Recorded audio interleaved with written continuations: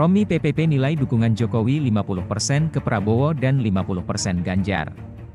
Jakarta, Ketua Majelis Pertimbangan PPP M. Romahur Muzi atau Romi menilai dukungan Presiden Jokowi ke kandidat Capres 2024 kini terbagi dua. Dia menyebut Jokowi 50% mendukung Ganjar Pranowo dan 50% mendukung Prabowo Subianto.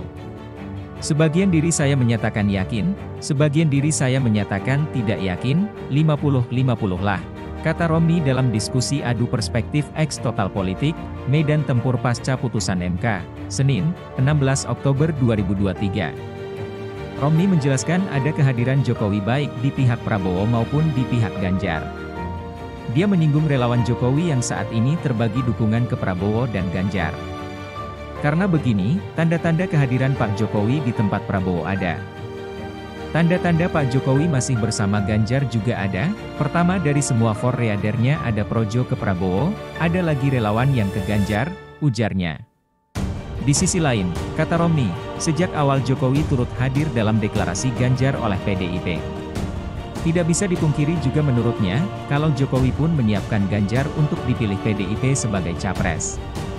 Di sisi lain, kita tahu persis bahwa peristiwa yang paling menentukan dalam sejarah politik Mas Ganjar yaitu deklarasi PDIP itu ada Pak Jokowi, yang tidak bisa diabaikan, karena Pak Jokowi menyiapkan Ganjar supaya dipilih Bu Mega itu 6 bulan melakukan pengkondisian, sehingga ini bukan sesuatu yang tiba-tiba begitu saja, ujarnya.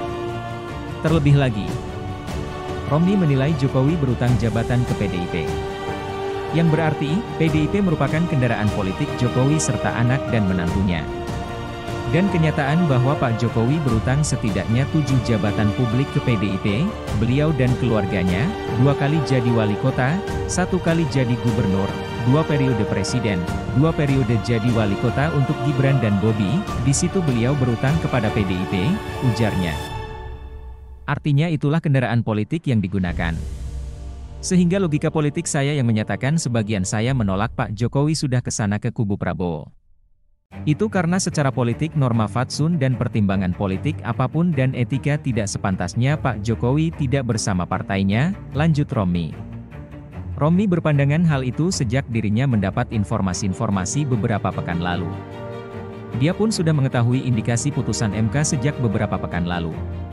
Sejak menerima informasi beberapa pekan lalu, karena informasi putusan MK akan seperti hari ini kan saya sudah pernah kasih indikasinya. Kita tahu persis ada 11 gugatan, 7 dibahas hari ini, gugatan yang hari ini disahkan setahu saya adalah yang sempat dicabut kemudian dimasukkan lagi. Seakan-akan itu melengahkan masyarakat bahwa sepertinya tidak akan berlanjut dan putusannya seperti yang kita temukan, ucapnya.